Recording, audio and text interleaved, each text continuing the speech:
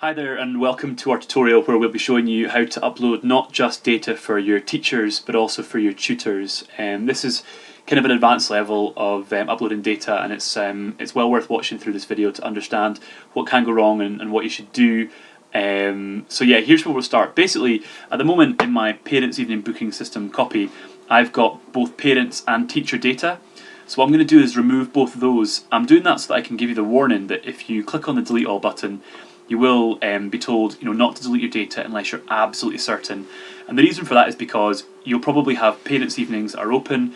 If you have parents' evenings that are open and you delete the data, all the bookings will be lost, all the parents will be lost, all the teachers will be lost. So very, very serious, and obviously don't do this unless you have no parents' evenings that are open. So I'm going to click confirm delete, and that's going to delete my parents. I'm going to click on teachers, and that's going to delete my teachers as well by clicking delete all up here. Same story, it just gives me a warning message, but I'm okay to delete all mine today.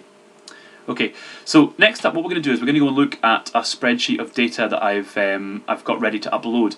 Now it's only got my teachers in it, so that's class teachers. There's no tutors, there's no head teachers, there's no Senkos, there's no classroom assistants, nothing like that. So we're going to go and look at that first off. Okay, so we're going to open up a spreadsheet of our data. I've got one that I've already prepared. So what I've done is on the Parents Evening Booking Systems Upload Data tab, you'll find there's instructions which tell you how to upload your data. I'm going to basically proceed under the assumption that you're going to be uploading your data by spreadsheet.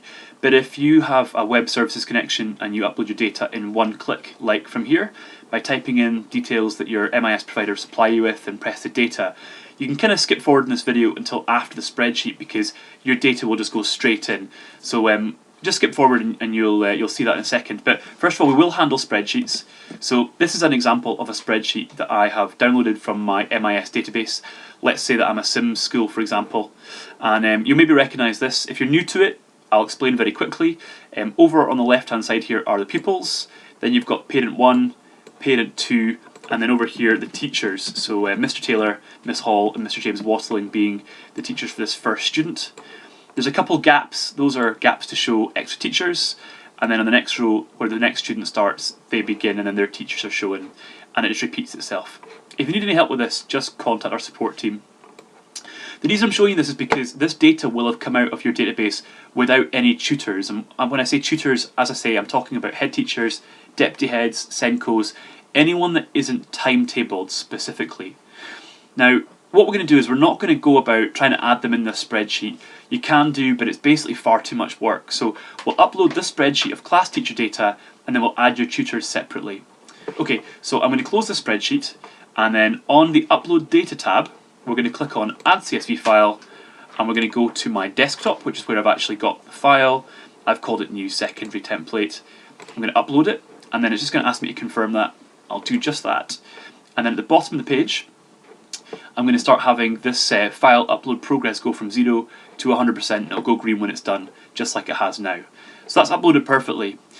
Now, there is one distinction here. In the past, we had schools who would go ahead and upload a spreadsheet of their tutors now, but because of the way that we're trying to drive the software and because of how clever it can be, it's not sensible at this stage to upload tutor data because it will probably disconnect your students from the class teachers you've just uploaded. So what we're going to do is we're going to show you how to go to the Teachers tab, and we're going to go and add a teacher. So let's say we're going to add a head teacher. So adding anyone is just by clicking the Add New Teacher button and then just fill in their name. So Mr Jones, head teacher, is his department. I'm also going to call his class that as well. And then when we save that, Mr Jones will appear on our page. So we're just going to go down and find him. There's a Miss Jones. There we are, Mr Jones, head teacher, and he's got no students. When you add a teacher, you then have to edit them and click on the Add New Child button in order to select the students, add them to the teacher, and then that will indicate and dictate which parents can book that teacher. So if I go to my Year 12 and click on a number of students here, I can just add them pressing Add Child, or I can add the whole lot of Year 12 by clicking Add Class. Don't forget that you can also use the class codes button, so I'm going to add this entire accountancy class, just 2 students, by clicking Add Class, and I will add those 2 students to Mr Jones. Now, when I create a parents' evening, this teacher will be included in the event, but only for the parents of the students I've added. Let's do the same again for a tutor. So we'll call this tutor Miss Telford, department tutor, and your subject is going to be Year 5. I'm just going to save that. And again, we're going to find Miss Telford. An easy way to find them just by typing in their name up here. So search Miss Telford. Again, she's got no children. We're going to edit her, and we're going to add the whole of year 13 to her. That's because I don't have a year 5. Normally I'd add a year 5, obviously. There's her year 13, and again, when we go and create a parents' evening now, this teacher will be included.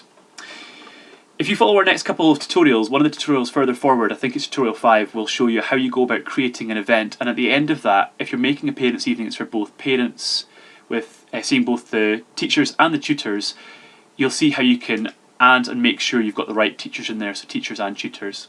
Okay, hope this has helped.